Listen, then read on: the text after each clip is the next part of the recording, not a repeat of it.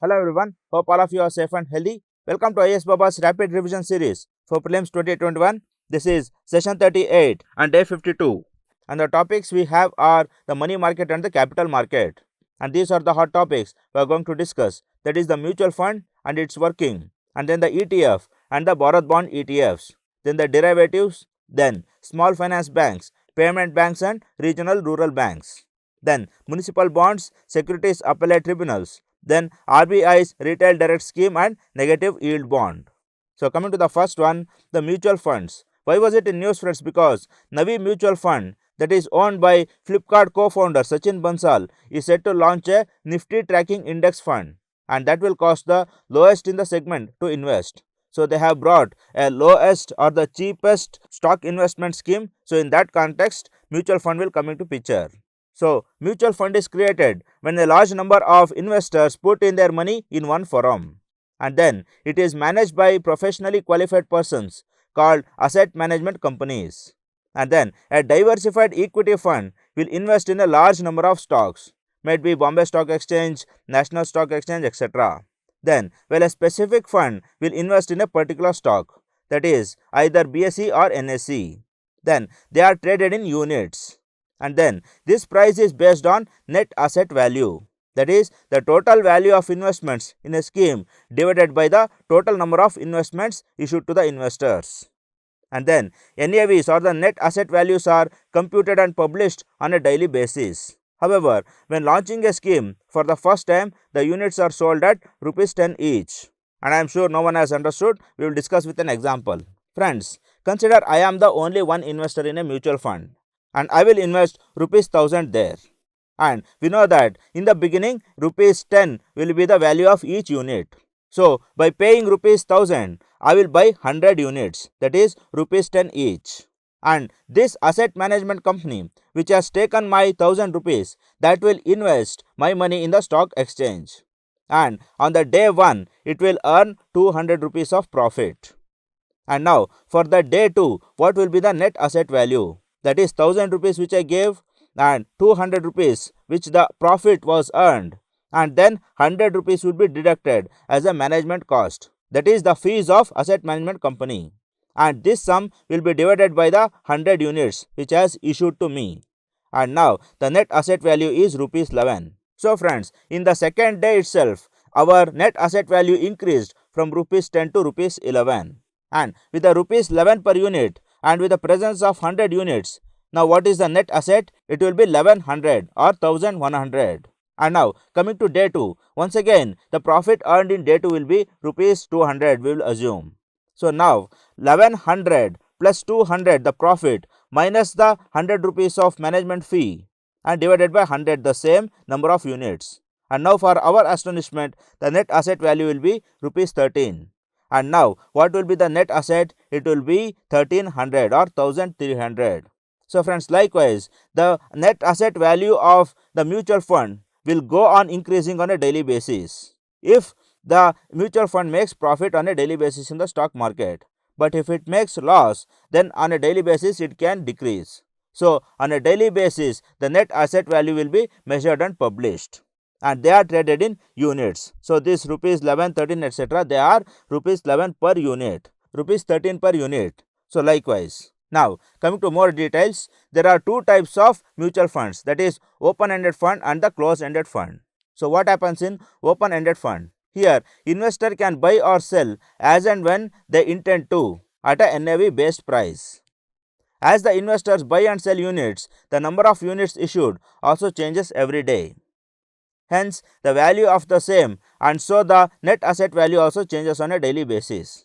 Now we will go to the example. So currently we have 1300 rupees as a net asset, but I will withdraw 10 units.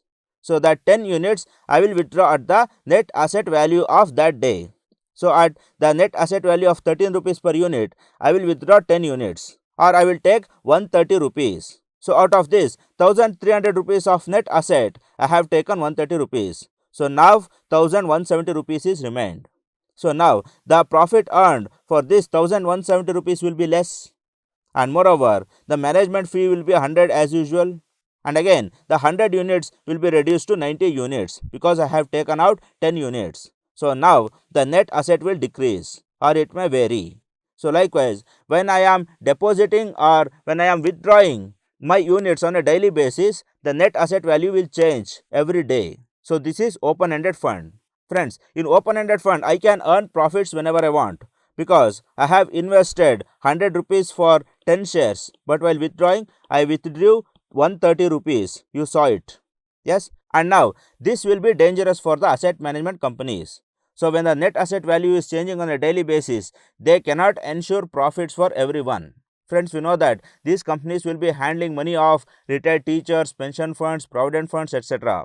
And if they make loss for them on a daily basis or continuously, then they will withdraw their funds and the asset management company or all mutual fund will collapse. So closed-ended fund was introduced. So what is a closed-ended fund? So a closed-ended fund usually issues units to investors only once. So if they are issuing 100 units, so that will be only once in 7 or 8 years. And when they launch an offer, it is called the new fund offer.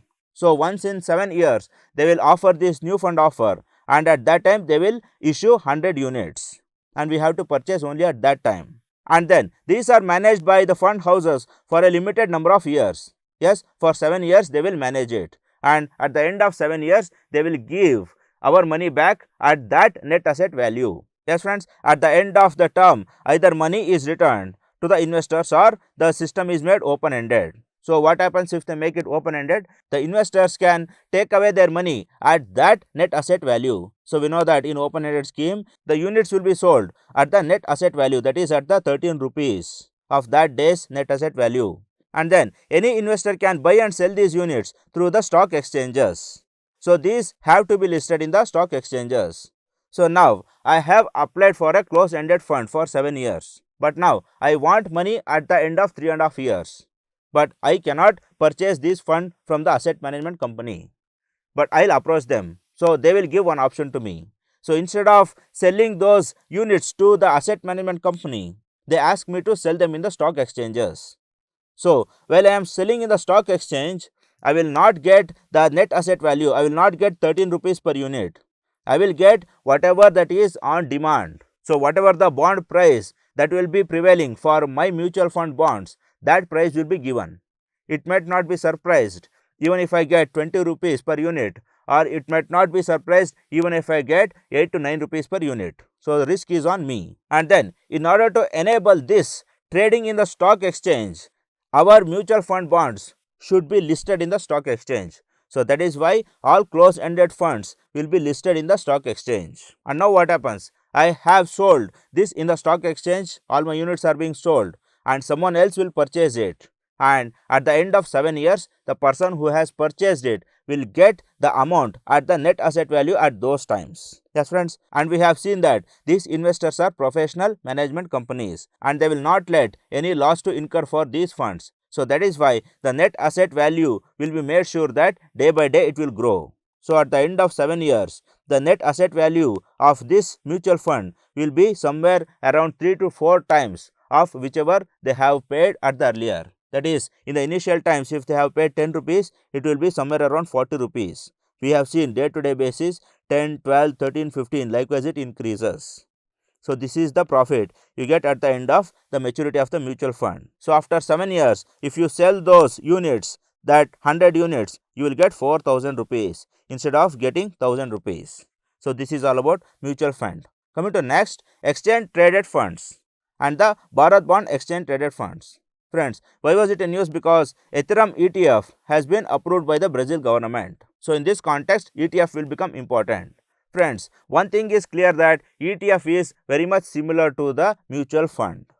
And more about ETF, it is a basket of securities that trade on an exchange just like a stock. And ETF share prices fluctuate all day as the ETF is bought and sold on the day-to-day basis. And this is different from mutual funds, that the mutual funds are traded only once a day at the end of the day in a stock market, that is after the market closes. But ETFs, they are traded on every second, every minute in the stock exchange. And ETFs can contain all types of investments including stocks, commodities or bonds. So now with the help of gold ETF, we will discuss how ETFs are different from mutual funds. Now friends, one gold ETF unit is equivalent to 1 gram of gold, that is backed by physical gold of highest purity. And one can buy and sell the gold ETFs just the way you trade in the stocks. And gold ETF combines the flexibility of stock investment and the simplicity of gold investment. So it is very similar to you going to a jewelry shop and buying some gold. And then ETFs are held in demat form, and one need not worry about the safety aspect. So you need not worry that someone will rob your gold from your house. And also the cost of acquisition of the gold ETF is very low given the absence of making charges and related expenses. So friends, I want to invest in gold. I will go to jewelry shop and I will buy some gold, and I will keep that gold in the treasury, and after 5 years I will sell them back. Now what happens, that gold will be having some rusts, so wastage will go and remaking will go, and after all those things I will get some profit. So instead of doing that, I can buy this gold exchange traded fund, or I will go to some gold finances company like Muthoot, Joy Alucas, etc. I will take one exchange trade fund, and on behalf of that exchange traded fund, they will keep 1 bar of gold in the locker and they will give that bond. So as and when the price of that gold which is kept in the locker moves, the price of my bond will also move. And friends, we know that the market of gold will be only one single market all over India, and whenever the price rises, we will be getting to know. So as and when the price rises, the interest will be crediting to my ETF. And now if I want to sell this gold to someone else, I will sell this ETF in the stock market. And coming to the difference between ETF and the mutual fund. Friends, ETF need not be a gold ETF. It might even be shares, it might even be commodities or any other things. Or in other words, here we will be having the ETF bonds and there we will be having the units of mutual funds. So now what is the difference, friends? The difference is that once you buy a unit in a mutual fund, you will be having a good relationship with the asset management company. And whenever you can buy or sell, you can buy or sell with the asset management company. But when you buy the ETF, then the relation between you and the finance company will cut off. So you need not go to the same Joy Alucas or Muthoot to buy or sell this ETF back. So you can directly go and sell it in the stock market. So that is why the ETFs can be sold at any time in the stock market. And that is why ETF, just like any other stock market instrument, it can fluctuate on a minute and hour basis. But however, this mutual fund, it will be controlled by the asset management company. So now the similarities is that our money will be invested in the stock exchange and we will get whatever the profit or loss. And the difference is that the asset management company and the net asset value. So this net asset value and the asset management company will act as a buffer between you and the stock market. But in ETF, you are exposed directly to the stock market. Only these two are the differences. Now coming to Bharat Bond ETF. So Bharat 22 is an exchange traded fund launched by the government by incorporating shares of different listed stock companies. So instead of gold, here we are trading over the shares of different companies or different PSUs. And since its launch in 2017, Bharat 22 ETF has mobilized nearly 39,000 crores in 3 rounds till October 2019. And Bharat 22 holds the shares of companies from 6 different sectors. That is, from the banking sector alone, the ETF contains 4 stocks, that is the SBI, Bank of Baroda, Indian Bank and the Axis Bank. And then the SUUTI or the Specified Undertakings of Unit Trust of India's holding in the ITC company will be included. So SUUTI is a asset management company, friends, and that's investment in the ITC company will also be included there.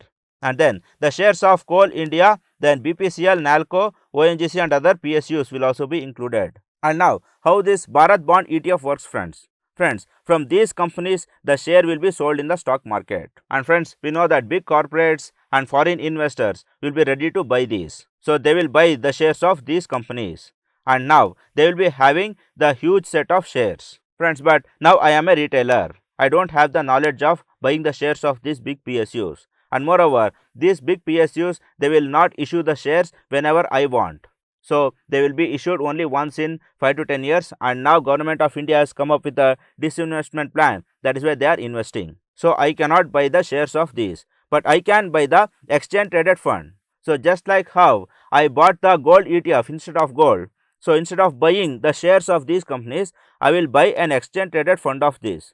So this exchange traded fund bond, this will be speculating over these set of bonds. So if these bonds will be hiked in the market, my ETF will also be hiked. So if they fall, my ETF will also fall down. Friends, you may find it silly that if this hike, what profit you may get? Let it be I will get only 1 or 2%, friends. So if the bonds hike, I will get 1 or 2%. If the bonds fall down, I will get 1 or 2% loss. But look at this, 39,000 crore. This is because those huge ETFs which are speculating over the rise and fall of these set of bonds, they have earned 39,000 crores. And imagine what profit these might have earned, the original bonds might have earned. So this is how speculation, as it is crowded, as more and more people come and purchase, even those 1 or 2% or 0.5% will make huge profits, friends. So I hope you have got the difference. Now coming to next, derivatives. Friends, why was it in news? Because farm bills and contract farming are being spoken day in and day out in the market. Now about derivatives. Derivatives are the products whose value is derived from the value of one or more basic variables which are underlying assets. And then the underlying asset can be equity, index, foreign exchange, commodity or any other asset. And commodity linked derivatives remained the sole derivatives for almost 300 years. So earlier we only had the crop derivatives, the metal derivatives, the gold derivatives and others. And gold derivative can be taken as one of the stablest commodity derivative. And then after 1970s, the financial derivatives came to the spotlight. So now the commodity will not be the goods, rather it will be either shares or stocks. So just like we spoke in the Bharat 22 ETF, there the commodity was a set of shares, and the same way there will be different things here. And now coming to different types of derivatives. First one is the forward derivative or the forward contract. It is a customized contract between two parties to buy or sell an asset at a specified future time at a price agreed upon today. And then coming to futures. Future contracts are specialized type of forward contracts in the sense that they are standardized exchange traded contracts such as futures of the Nifty index. So futures are some formal instruments of or the formal version of forward contracts. So forward contracts can be done informally even without a stock exchange, but futures are those which are done with the presence of a stock exchange. So only this is the difference. Then coming to next, the options. An option is a contract which gives the right but not an obligation to buy or sell the underlying asset at a stated date and at a stated price. And then buyer of an option pays the premium and buys the right to exercise this option. So when the contract is made, this premium has to be paid. And then the rater of an option receives the option premium and therefore obliged to sell or buy the asset if the buyer exercises it on him. And options are of two types, that is calls and put options. So calls give the buyer the right but not an obligation to buy. So here it is all about the buyer. So the buyer can make the contract or he can make an options contract and he can pay the premium, but however he might not exercise. And then puts option, it gives the seller the right but not an obligation. So in puts, the seller, he will make the contract, he will pay the money, but he might not sell it on that date. So these futures and options, they are an easy concepts and you not explain. But now how these derivatives are different from ETFs. Friends, there when we spoke of gold ETFs, so there I bought the ETF instead of bond, but here I am only making a contract. Friends, coming to an example, friends, I want to purchase an house for rupees 10 lakh rupees and I will make a option contract. That is, I will go to a seller and I will ask for a house worth 10 lakh rupees.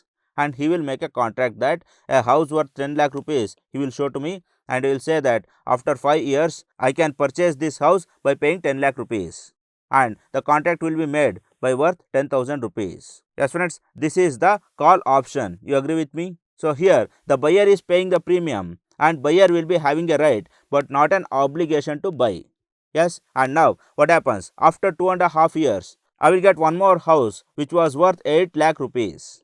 And now what I will do with this? I will sell this option contract to someone else. That is, now instead of me, someone else will buy this house at the 10 lakh rupees after 5 years of time. And in the course of selling this contract to him, I will charge him 11,000 rupees.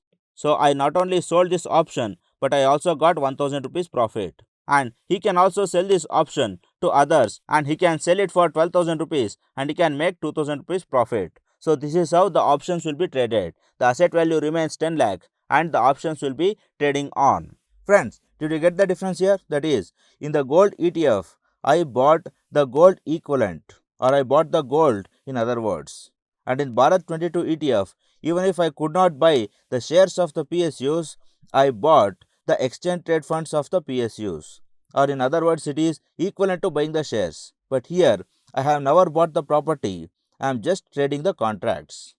So here I have saved money in buying the property and still I am making some profits. So this is the difference between ETF, commodity derivatives and the mutual funds. So I have tried in the simplest possible way. I hope you have understood.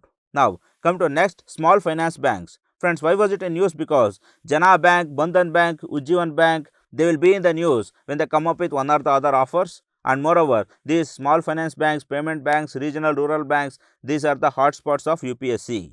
And now, more about small finance banks. They undertake basic banking activities to unserved and underserved sections of people or unserved areas. And then they provide loans to small business units and small and marginal farmers and micro and small industries and unorganized sectors. So they will give loans to the weaker sections. And moreover, what all they can do? They can take small deposits and disperse small loans. So both deposits and loans can be taken up by small finance banks. And then distribute mutual funds, insurance products and other simple third party financial products. So even this, the SFBs can do it. Then they have to lend at least 75% of their total adjusted net bank credit to the priority sector. So this we have discussed even earlier as well. Now coming to next, maximum loan size will be 10% of the capital funds to single borrower and 15% to the group. So if I have 100 rupees as the capital fund, so 10 rupee will be my maximum loan giving for an individual and 15 rupee will be my maximum loan giving for a group. That is, I cannot lend more than 10 rupees for an individual and more than 15 rupees for a group. Or in other words, I should concentrate more on giving small loans, not those big or lump sum loans. And then minimum 50% of the loans should be up to 25 lakh. Or in other words, half of the loans which I give should be less than 25 lakh. Or half of the loans should be small amount of loans and remaining half can be exceeding 25 lakhs. So they can be some bigger amount of loans. Then come to next, what they cannot do. They cannot lend to bigger corporates and bigger groups. Or in other words, they cannot lend in huge lump sum amounts and they cannot open branches without prior RBI approval for the first 5 years. So in the very first 5 years, if they open branches over branches and if they start lending to these weaker sections, then there will be more chances of rising NPAs. So that is why RBI's permission has to be taken up within 5 years. So after 5 years, the banks will also be growing and automatically their capital will also be secured. So after that, they can open branches on their own. And then other financial activities of promoter must not mingle with the bank. So the promoter will be having other financial activities as well. He will not be in the sole banking sector. But that should not interfere with this. So he cannot avail the loan from small finance bank to feed other business activities. Then it cannot set up subsidiaries to undertake non-banking financial services activities. So all of its subsidiaries should be solely related to banking sector and it cannot be a business correspondent of any bank. So business correspondent means if a big bank, if it doesn't have a branch there, I can act as a branch of that bank. I can provide service of that bank. So for example, Grameen Bank can provide the service of SBI in the rural area. So in that point of time, the Grameen Bank is acting as a business correspondent of SBI. But however, these small finance banks, that is the Ujjivan Bank and others, they cannot act as business correspondents of these bigger banks. Friends, this restriction is allowed because if they start acting as a business correspondents, so in the name of their bigger banks, in the name of SBI, Ujjivan Bank can start lending the higher lump sum amount of loans and that is against the very ethics of small finance banks. And then some of the guidelines need to be followed are promoter must contribute minimum 40% equity capital and this should be brought down to 30% in 10 years. So 40% should be the initial one minimum and that should be brought down or disinvestment should be taken up within 10 years. Then minimum paid up capital should be 100 crores. So 100 crore should be the minimum paid up capital, that is which is already paid. Then capital adequacy ratio should be 15% of the risk weighted assets, and tier 1 capital should be consisting of 7.5%. So by fixing high CRAR and high tier 1 capital, it is ensured that these small finance banks will not be at risk anytime in the near future. Then foreign shareholding should be capped at 74% of the paid capital, and FPIs cannot hold more than 24%. So it is made sure that at least 26% of Indians will invest in small finance banks, and FPIs are allowed to the least, that is 24%, because FPIs can take away their money and fly out of India at any point of time if the stock falls. So this is all about small finance banks. Come to next, payment bank. Why was it in news, friends? Because India Post Payment Bank, Airtel Payment Bank, they will be coming up with new offers as well. So here we can see Airtel Payment Bank coming up with virtual debit card and online payment card. So what are the nitty-gritties of payment bank? So who can promote them? Prepaid card issuers, telecom companies, NBFCs, business correspondents, supermarket chains, and other corporates, or realty sector cooperatives and PSUs. So there is a huge opportunity for many investors and many entrepreneurs to set up a payment bank. At the same time, there are restrictions as well. That is, they have a minimum capital of 100 crores similar to small finance banks, and maintain 75% of deposits in government bonds. So this is mainly to ensure security, and maintain 25% of deposits in other banks. So once again, this is also to make sure that they have a connectivity with other banks. And then they have at least 26% investment by Indians. This is very much equal to the small finance banks. And then they have to get listed if the net worth crosses 500 crores. So once the bank grows, they will have to enter the stock market. And they have 25% of branches in unbanked areas. So they should contribute to the percolation of financial inclusion. And then be fully networked and technology driven. So they should be technologically updated. And they should have rupees 1 lakh cap for deposit in one account. So the deposits can be done, but maximum is only 1 lakh rupee. Then come to next, what they can do. They can offer internet banking. The phone pay, Google Pay, digital banking, all those are allowed. And they can sell mutual funds, insurance and pension funds. So similar to small finance banks. Then offer bill payment services for customers. So current bill, water bill, etc. can be made via payment bank. Then have ATMs and business correspondents. So they can have ATMs and they can allow others to act as their correspondents. Then they can also act as bank correspondent of other banks. So this is not allowed for small finance banks because their clients will be weaker sections. Here it is not like that. And moreover, these payment banks are not going to give any loans on behalf of the bigger banks. So that is why that restriction of not being a bank correspondent of others will not apply for payment banks. And then what they can't do, they cannot offer credit cards, they cannot extend loans. So loans, credit cards or any types of credits are not the payment bank's cup of tea. And then they cannot handle cross border remittances, they cannot accept NRI deposits. So even though payment banks, they can accept deposits but not from NRIs and cross border remittances. And they cannot extend large loans. So this is similar to small finance banks, and they cannot float subsidiaries. So small finance banks, they can float subsidiaries but only with the RBI's permission if they are setting up within 5 years of their establishment. After that, they can open subsidiaries. So this is all about payment bank and the comparison. Then coming to regional rural bank. Friends, why was it in news? Because the TCS based the bank network correspondent services, it has started powering the operations of the newly merged Tamil Nadu Grama banks. So the Tamil Nadu Grama bank or the regional rural bank of Tamil Nadu, it has been merged and it has become bigger, and TCS is powering their operations right now. And in this context, RRBs will become important. So RRBs are established under Regional Rural Banks Act 1976. So these are controlled by a law, and then they have an aim to serve primarily the rural areas of the country with basic banking services. So just like small finance banks, they have to serve in rural and underserved areas. And they may have branches in urban areas too. So just because their name is Regional Rural Bank, it need not mean that they should not set up branches in urban areas. Then on 2nd October 1975, Syndicate Bank sponsored first RRB came up, in Moradabad district of Uttar Pradesh. So this was the first time when a regional rural bank was set up in India. And then main objectives of regional rural banks, that is distribution of pensions, disbursement of wages of MG workers, then providing para banking facilities like locker facilities, debit card, credit cards, etc. And then ownership of regional rural bank, that is 50% from the central government and 15% share from the state government, and then 35% from any other sponsoring bank. So it can be any commercial bank.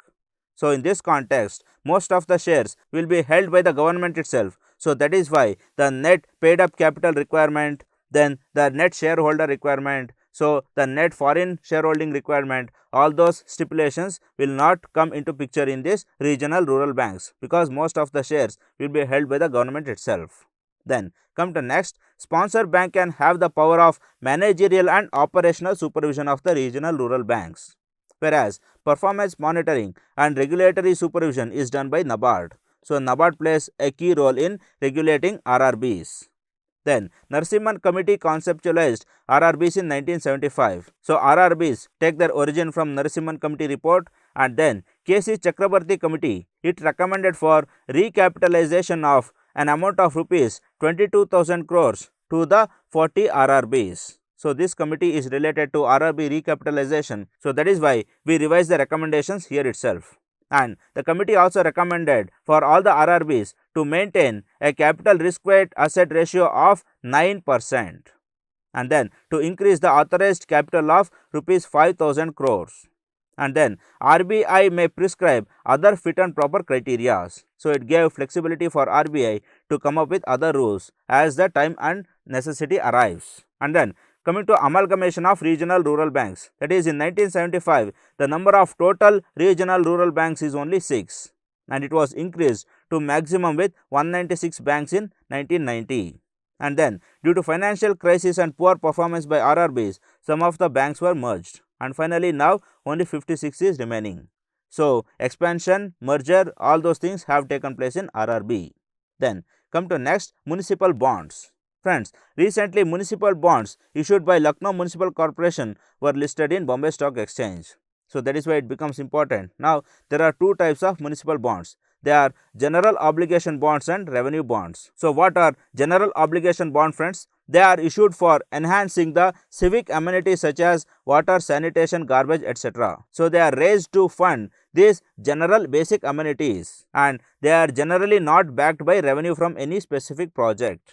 Now coming to revenue bonds, these are issued for a specific purpose such as a construction of a toll road or a toll bridge. Now the difference between general obligation bond and revenue bonds is that in general obligation bond, the overall revenue of the municipality will pay the dividend to these bonds. But here the revenue specific bonds is that the revenue from that very particular project, or the toll from the road, or the tax from any electricity project, so that particular project will pay for the dividends. So here municipality as a whole will pay the dividend. Here that very particular project will pay for the dividend. So I hope you have got the difference. Then come to next, Bangalore Municipal Corporation was the first urban local body to issue municipal bond in India in 1997. So a fact to be remembered. Then come to next. As per the SEBI regulations 2015, a municipality or a corporate municipal entity can issue municipal bonds only if it has the following criteria.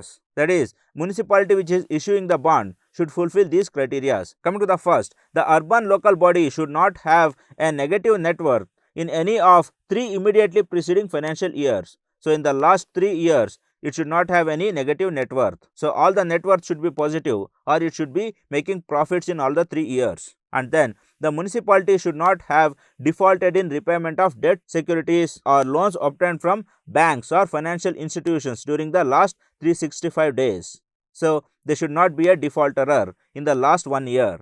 And then municipalities need to contribute at least 20% of the project cost. So if they are going to set up a project, it is not that the whole sum will be raised from the issuing bond itself. So at least 20% you invest, and remaining 80% can be raised via municipal bonds. And then the corporate municipal entity, its promoter, group company, or the directors should not have been named in the list of willful defaulters published by RBI. So whenever you are going to issue a bond, it might be general or revenue bond, So when it comes to revenue bond, that project promoter and that company which is going to manage the project should not be a defaulterer. So neither the municipality nor the promoter nor the group company should be defaulters in the RBI's list. Then should not have defaulted on payment of interest or payment of principal amount in respect of debt instrument issued by it in the public, if any.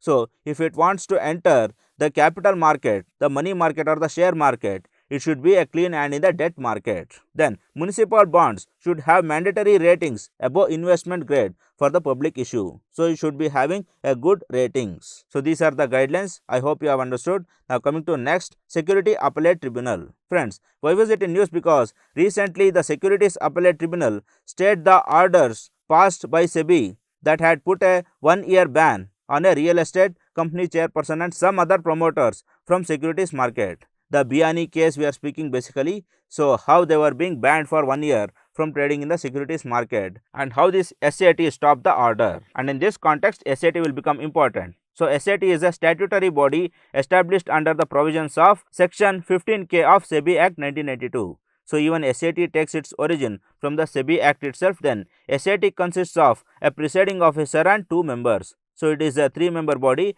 with 1 president and 2 members.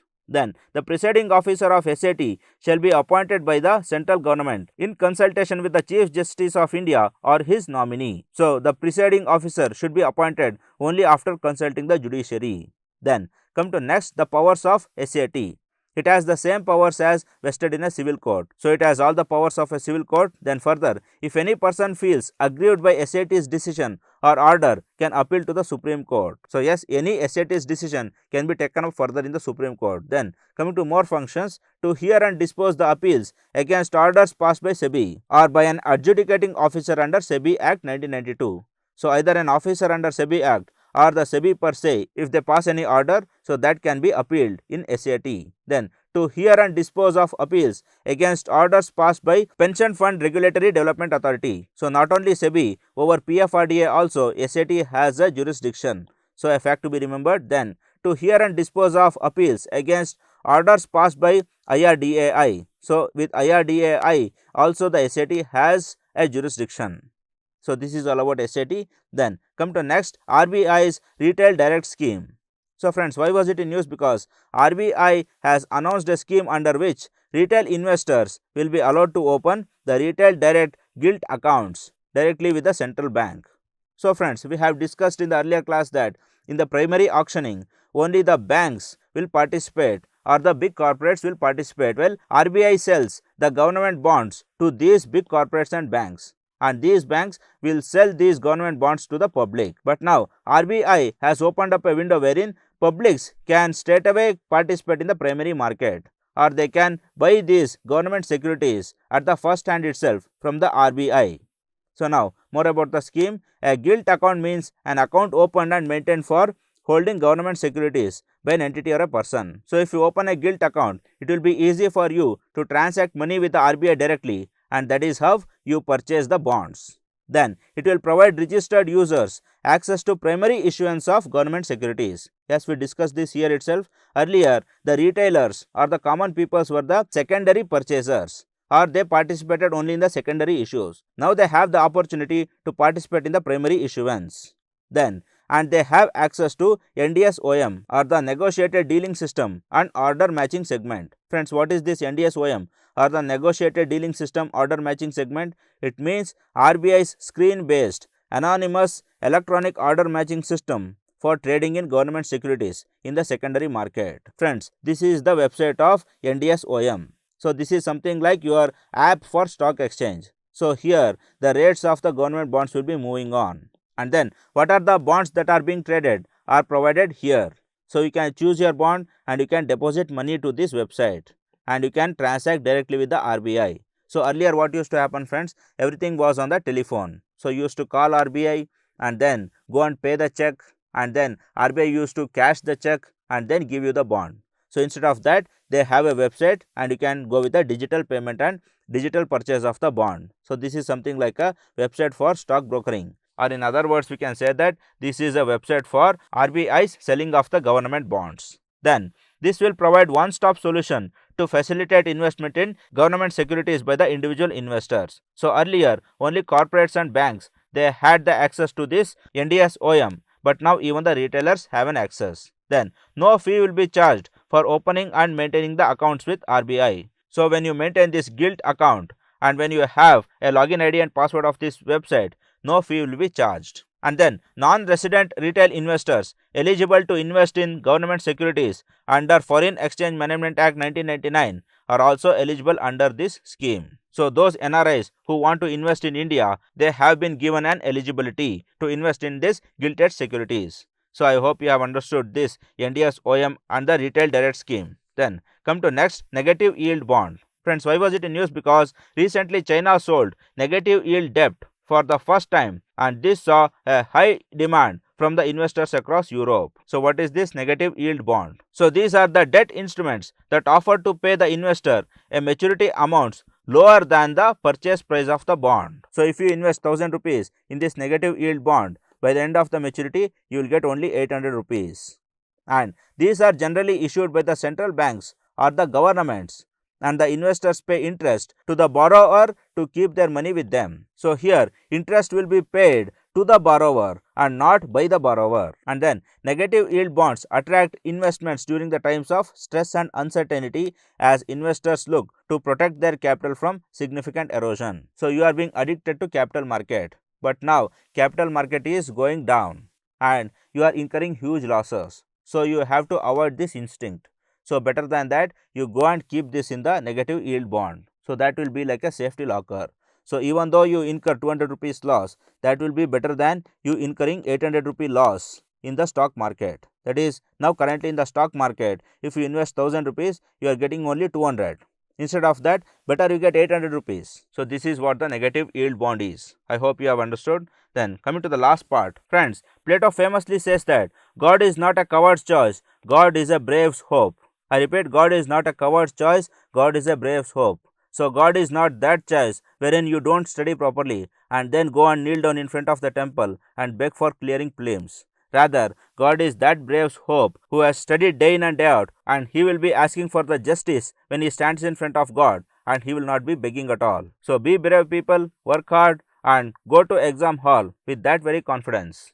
All the very best friends. Good luck.